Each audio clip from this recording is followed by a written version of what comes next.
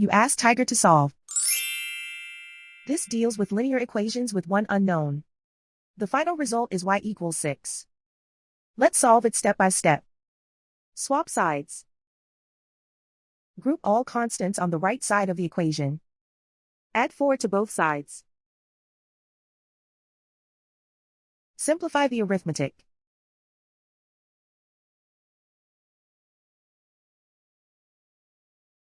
Isolate the y.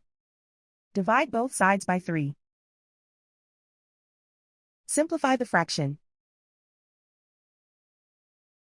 Find the greatest common factor of the numerator and denominator. Factor out and cancel the greatest common factor. And so the final result is y equals 6.